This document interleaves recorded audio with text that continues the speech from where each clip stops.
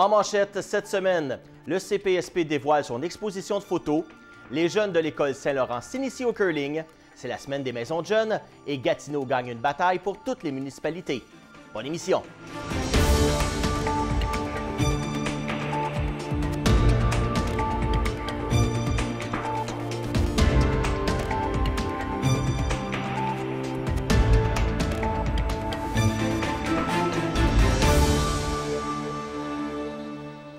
Le Centre de placement spécialisé du Portage, un organisme qui aide les personnes judiciarisées à se retrouver du travail après leur sentence, dévoilait cette semaine une exposition de photos montrant la réalité de leur clientèle. Les employés du CPSP se sont prêtés au jeu de la photographe et employée Janie Berriot-Terrien dans des mises en scène frappantes. Patrick Pilon, directeur général, nous explique la démarche de son équipe à travers ces photos. Dans le fond, on voulait s'engager vraiment à passer un message fort que les personnes, peu importe le profil, qu'elle soit une femme, un homme, qu'elle soit une personne âgée ou beaucoup plus jeune, de couleurs différentes, de notre nationalité, une personne qui a le fardeau du casier judiciaire, c'est extrêmement difficile d'intégrer le marché du travail. Et ce sont des personnes qui, dans le fond, vivent à chaque jour un peu avec une fausse cage autour de la tête parce que les gens ont des préjugés envers ces personnes-là. L'idée derrière le concept était de démontrer à l'ensemble de la population que n'importe qui peut commettre un crime entraînant un casier judiciaire. C'est pourquoi certains employés du centre ont revêti la cage sur leur tête. Les différentes réalités vécues par leurs clients en entrevue d'embauche a donné le ton aux autres photos. C'est un concept d'équipe. Comme j'explique, on travaille à chaque jour avec ces personnes-là. Donc, ça a été facile de créer une idée rapidement à savoir ce que les personnes vivent lorsque, bon, ils tentent d'intégrer le marché du travail. La photographe Julie Berriot-Terrien nous explique la démarche de son œuvre, de la création à la mise en scène. Quelques accessoires seulement ont été nécessaires pour créer l'effet désiré. C'était vraiment une rencontre en équipe. On voulait faire quelque chose de spécial pour la semaine de réhabilitation. Puis moi, je suis photographe, donc j'avais déjà des idées en tête. Puis quand on a discuté tout le monde ensemble, on s'est entendu qu'on voulait vraiment faire un concept qui frappe puis qui démontre les difficultés du corps judiciaire. Fait que, dans le fond, j'étais allée chez moi chercher des accessoires. Après ça, on a discuté encore des idées qu'on pouvait faire. Puis ça s'est vraiment fait sur le vif, là. Parallèlement à l'exposition, une annonce importante concernant les personnes judiciarisées a été dévoilée. Une campagne nationale de sensibilisation à la cause de près de 950 000 personnes au Québec, en partenariat avec le ministère du Travail, de l'Emploi et de la Sécurité sociale, tentera d'inciter les employeurs à donner une deuxième chance à ses citoyens. On est très content justement que le ministre Boulet du Travail et de l'Emploi et de la Solidarité sociale met souvent la clientèle judiciarisée au cœur de son discours. Donc, on voit qu'il y a une réelle volonté du gouvernement à s'impliquer en matière d'embauche et d'insertion des personnes judiciarisées. C'est sûr que le contexte de rareté de main-d'œuvre facilite aussi cet état-là, dans le fond. Donc, c'est une campagne nationale qui a pour thème « Laissons les barreaux derrière ». Donc, on invite la société à laisser leurs préjugés derrière, laisser un peu le profil judiciaire de la personne derrière et un peu se tourner vers l'avenir et, dans le fond, la prospérité économique du Québec. Le curling est un sport souvent méconnu de beaucoup. Bien que Buckingham est un club depuis plus de 100 ans, il est important pour eux de garder l'intérêt auprès de la jeune génération. En partenariat avec le programme Rocks and Rings de Curling Canada, les jeunes de différentes écoles de la région ont pu expérimenter une version en gymnase, question d'apprendre les règlements et les stratégies du jeu. Nous avons rencontré Isabelle Blanchard, enseignante à l'École Saint-Laurent, qui nous parle de son implication pour que cette journée ait lieu. Je crois que oui, mais il faut dire que je ne suis pas nécessairement l'instigatrice première de tout ça. Il y a une équipe en arrière, là, au club de curling aussi de Buckingham. Donc, il y a toute une section jeunesse aussi avec Christy Hewitt, Martin Patry, Terry Witherton. Puis, il y a tout le membre du comité administratif aussi là, qui ont chapeauté aussi là, cette journée-là. À voir l'enthousiasme des participants, les jeunes ont eu beaucoup de plaisir à participer à l'activité. Ça se reflète également sur la glace car plusieurs ont le goût d'essayer les vraies pierres. Il faut rappeler que l'école secondaire Hormidas-Gamelin offre un programme de sport-études en golf et curling. Oui, effectivement, ils ont l'air de s'amuser. C'est une autre formule que sur la glace. Puis ça permet d'aller chercher aussi un plus grand nombre de jeunes. Comme vous l'avez dit tantôt, c'était un projet qu'on avait fait plus à partir du 3e cycle, un petit peu pour assurer une transition vers le secondaire, faire connaître un peu l'option golf curling là, à ESHG. Puis là, aujourd'hui, on a permis d'aller chercher un petit peu plus de jeunes aussi. Pour ceux qui voudraient essayer le curling pour la première fois, des séances d'initiation auront lieu ce samedi à partir de 11h30 au club de curling de Buckingham, situé au 626 avenue de Buckingham. Et du 14 au 20 octobre, c'est la semaine des Maisons des Jeunes partout au Québec. Encore une fois, cette année, ce sont les humoristes Pascal Morissette et Étienne Dano qui en sont les porte-parole. Nous avons ici 3 Maisons des Jeunes à vocation différente, question d'intéresser le plus de jeunes possible. Nous avons rencontré M. Richard Poirier, directeur des points de service. Bien, les Maisons des Jeunes, c'est une bonne place pour les jeunes pour se regrouper. C'est un lieu de rencontre hors de l'école, tout ça. Puis c'est une place où les activités sont faites par les jeunes, pour les jeunes. Un jeune, il peut venir à la Maison des Jeunes juste pour venir venir discuter, mais il peut aussi venir à la Maison des Jeunes pour prendre part dans différents aspects. On enseigne un petit peu la démocratie ici à la Maison des Jeunes. Hein? Ça fait qu'ici, à la Maison des Jeunes, à Mado-Jeunes, en tout cas, les jeunes, ils viennent, puis on ne leur dit pas c'est quoi qu'ils fassent. C'est eux autres qui décident, puis nous autres, on les accompagne là-dedans. M. Poirier nous a parlé de son équipe d'intervenants. Ceux-ci sont formés dans plusieurs disciplines reliées à l'intervention sociale. Les jeunes sont donc entourés de professionnels prêts à les accueillir. La Maison des Jeunes de Mado-Jeunes, tous nos intervenants ils ont des formations. C'est tous des intervenants en travail social, en psychoéducation, éducation spécialisée, puis d'autres formations aussi connexes avec ça. C'est aussi une place, un point d'où les jeunes peuvent venir, un point de référence pour venir chercher de l'aide, pour venir discuter, venir se faire des amis aussi, puis venir faire des projets ensemble. Les Maisons des Jeunes sont à l'écoute des besoins et évoluent avec eux. Ils sont amenés à travailler sur les plans selon leurs désirs. M. Poirier était d'ailleurs heureux de voir que les jeunes s'impliquent. Puis justement, comme c'est là, on va tout refaire le bistrado au goût des jeunes. C'est eux qui ont fait les plans, c'est eux qui vont faire l'aménagement. Ils vont participer à peinturer, à placer le stock, tout ça. À Mado-Jeunes, c'est comme ça que ça marche. Cathy Lépine, chef d'équipe et intervenante de milieu, nous parle de la réalité des jeunes dans leurs activités. Bien que souvent le nez dans leur écran de téléphone, les intervenants les amènent à découvrir autre chose. Voici comment ils s'y prennent. C'est vrai qu'ils sont scotchés à leur téléphone. Nous, ce qu'on fait par rapport à ça, c'est souvent, on passe certaines activités parfois par les téléphones. Ça les fait... Oui, ils sont encore sur leur téléphone, mais au moins, ils ont des contacts avec nous, des interactions avec nous. Sinon, on fait des activités ici. On leur demande s'ils veulent jouer au pool. On essaie de les sortir justement du contexte téléphone. Sinon, on va dehors avec eux, on fait des activités. La ville de Gatineau vient de remporter une bataille importante face aux géants des télécommunications. Après plusieurs années, le CRTC a enfin permis à Gatineau de réclamer des sommes quand les compagnies viennent installer ou maintenir leur infrastructure et qui, pour ce faire, doivent endommager les biens municipaux. Cédric Tessier, président du comité exécutif, en a fait l'annonce en mêlée de presse plus tôt cette semaine. On a des entreprises en télécommunications qui vont avoir des fils souvent aériens, mais de plus en plus souterrains, et qui pouvaient faire des travaux comme ça, coupés dans l'asphalte pour installer des tuyaux sans avoir à payer quoi que ce soit. On sait quand il y a un découpement de l'asphalte, ça abîme la qualité générale de la chaussée. Donc, il y avait la ville de Gatineau a demandé à ce qu'il y ait certains prix qui soient exigés pour faire ces travaux-là. Et le CRTC a donné raison à la ville. Les entreprises devront obéir à des règles strictes lorsqu'elles voudront faire quelconque modification, notamment briser le pavé. M. Tessier nous en donne quelques exemples. Ces entreprises devront aussi se soumettre aux conditions suivantes pour les travaux de routine pour lesquels aucun permis n'est exigé. D'abord, de demander un permis d'occupation routière pour l'installation de réseaux aériens, aviser la Ville pour le remplacement de matériel en surface sans ajouter ou augmenter considérablement la taille du réseau en place, et finalement aviser la Ville pour le passage de câbles dans une conduite souterraine existante.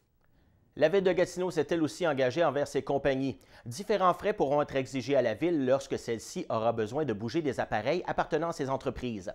Cependant, elle bénéficiera d'un avantage non négligeable. On écoute Cédric Tessier. De son côté, la Ville doit rembourser les coûts de déplacement des équipements des entreprises lorsque c'est requis pour des travaux municipaux. Toutefois, et ça c'est quand même un gain très important, la répartition des coûts de déplacement se fait en fonction d'un barème dégressif basé sur l'âge de l'équipement. La compagnie ExoCorp de Masson-Angers a annoncé cette semaine vouloir combattre le marché de vente illicite du cannabis. Un produit plus abordable avec un prix faisant concurrence directe à ce qu'on trouve dans la rue a été lancé. À 125,70 l'once, soit 4,49 le gramme, il est comparable avec ce qui se fait du côté du marché illicite et selon son PDG, Sébastien Saint-Louis, sera plus sécuritaire de par les multiples contrôles de qualité et les tests exigés par l'État. Le produit se nomme le Original Stash et sera disponible dans toutes les succursales de la SQDC. C'est ce qui complète les nouvelles. Nous allons maintenant en entrevue retrouver notre invité de cette semaine, Martin Lajeunesse, pour nous parler de la semaine de la coopération.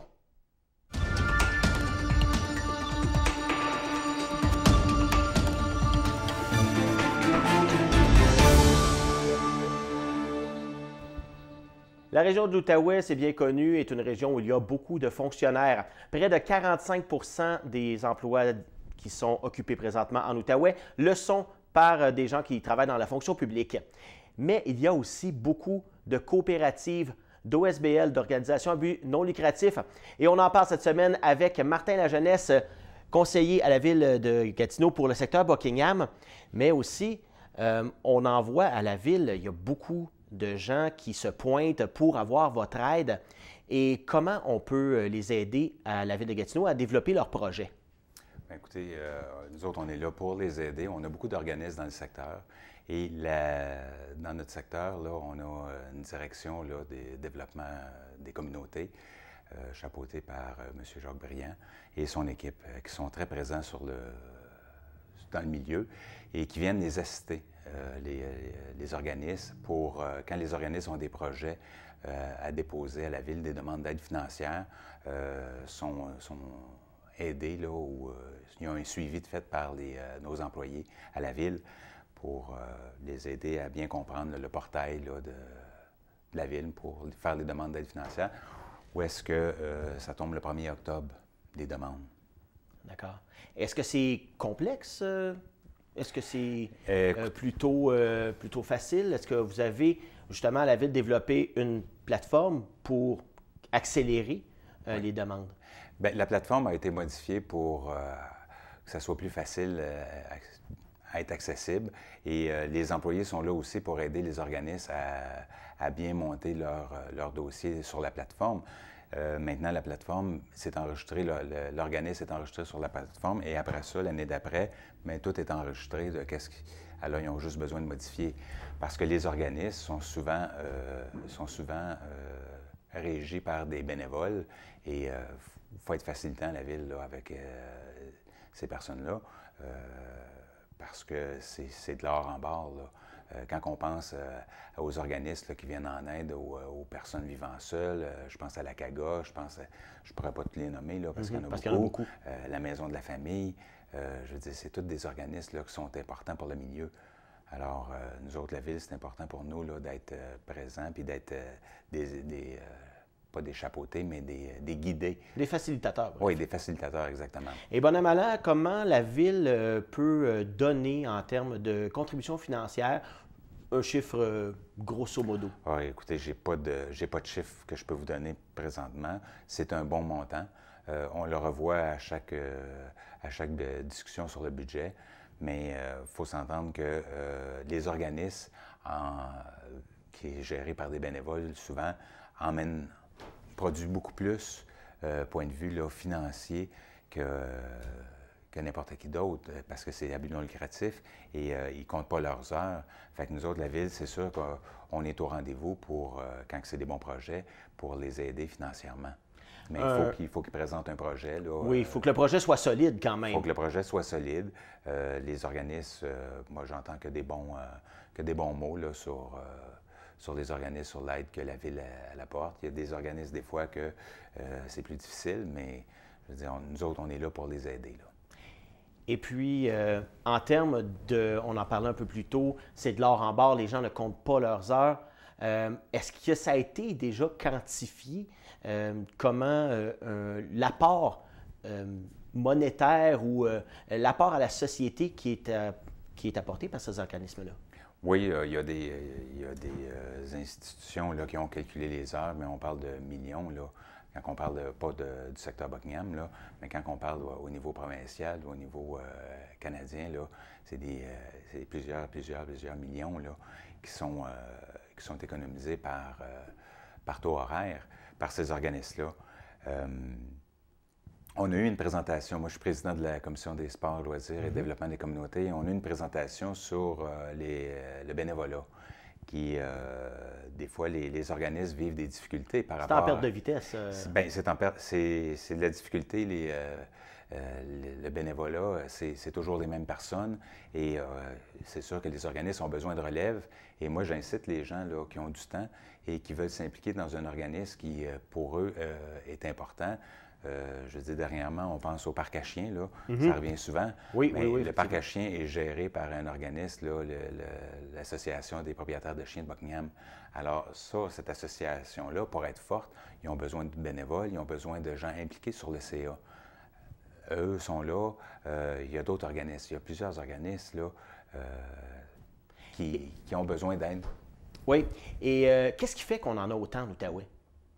Je pense qu'on a une communauté qui est mobilisée, qui est impliquée, qui veulent avoir des changements.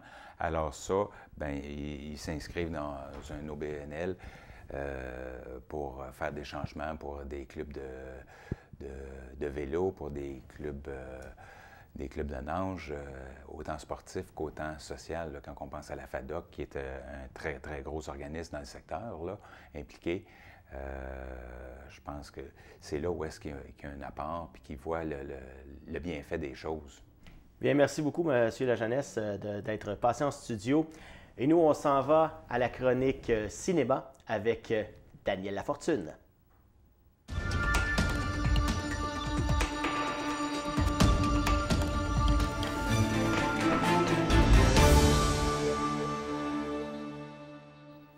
On retrouve Daniel Lafortune pour la chronique cinéma. Et Daniel, cette semaine, on commence avec un gros blockbuster américain, Joker.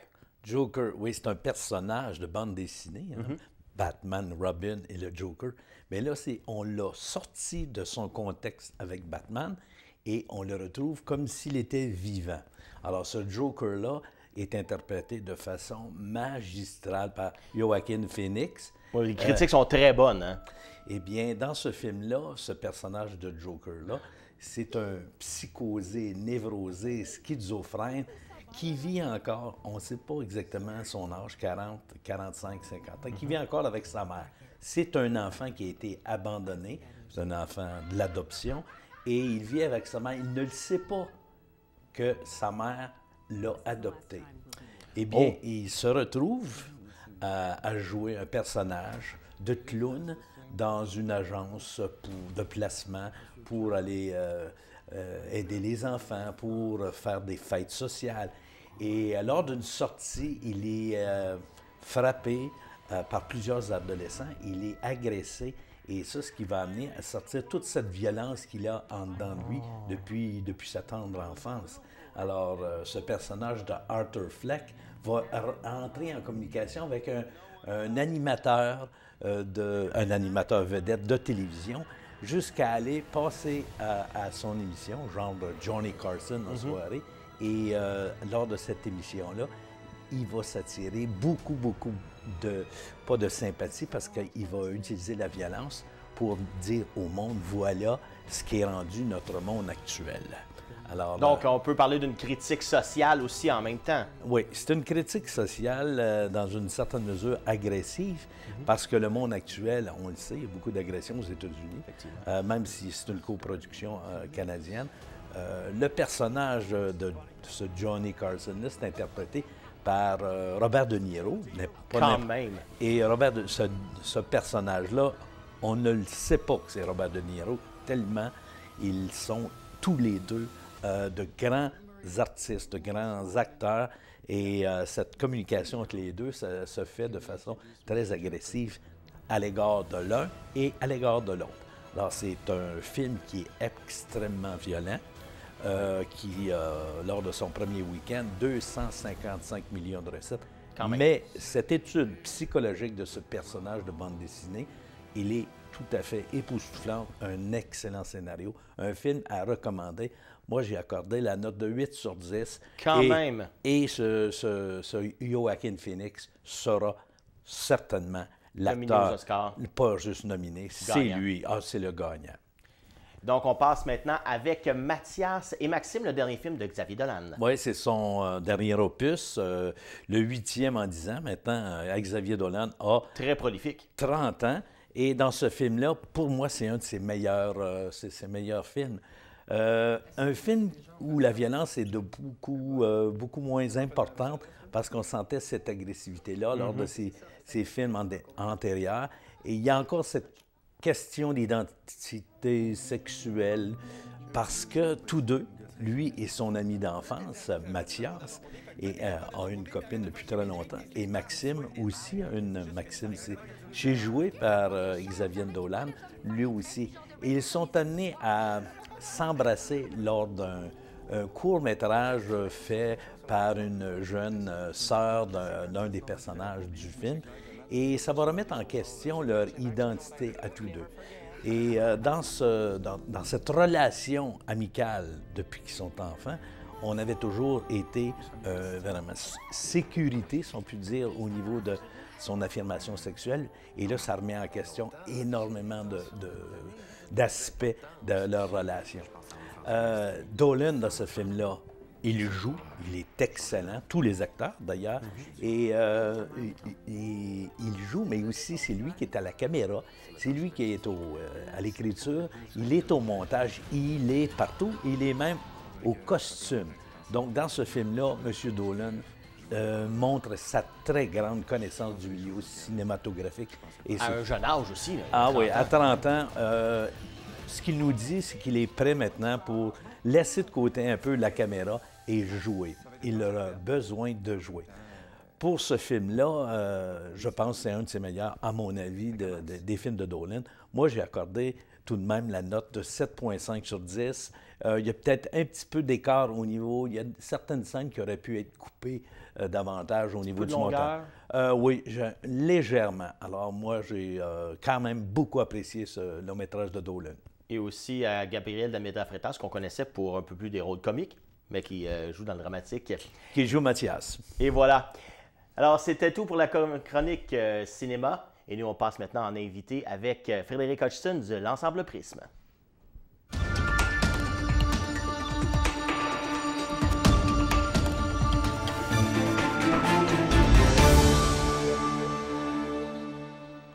Alors, on termine cette infomag en musique avec mon invité, Frédéric Hodgson de l'Ensemble Prisme. Bonjour, M. Hodgson. Bonjour, Sylvain. Alors, pour le bénéfice de nos téléspectateurs, parlez-nous un peu de l'historique de où ça a parti l'Ensemble Prisme. Ça a parti en 2005. Alors, on était plusieurs musiciens qui jouaient ensemble depuis fort longtemps. Puis on s'est dit que ce qui manquait dans la région, là, en musique classique, bon, il y a des orchestres, tout ça, mais il n'y a pas d'ensemble permanent de musique de chambre. C'est-à-dire un ensemble qui peut faire toute la musique de chambre, que ce soit du quatuor à cordes, du quintet à vent, du trio ou des ensembles mélangés. Puis en fait, ce qu'on avait le goût surtout, c'est ça, mêler les vents puis les cordes. Parce qu'il y a beaucoup de répertoire, mais avec des ensembles variés. Alors, tu sais, on se disait, ça manque ici, ça va nous permettre de jouer toute la musique qu'on aime, et puis je pense que le public va embarquer. Alors, c'est ça le départ. Et puis, quel type d'instrument on peut retrouver? J'ai vu violon, j'imagine. Oui, alors quand on parle des instruments à cordes, c'est les quatuors à cordes, ça veut dire 2 violons, un violon alto, puis un violoncelle. Alors, c'est des instruments très homogènes, qui sont le cœur de l'orchestre et puis le cœur de beaucoup de musique de chambre. Et de l'autre côté, tu as les vents. Alors, les 4 instruments à vent de base, c'est la flûte, le hautbois, la clarinette et le basson. Et vous êtes joueur de hautbois, vous êtes oboïste. Oui, exactement. En plus, vous êtes directeur artistique administratif de l'ensemble. Oui.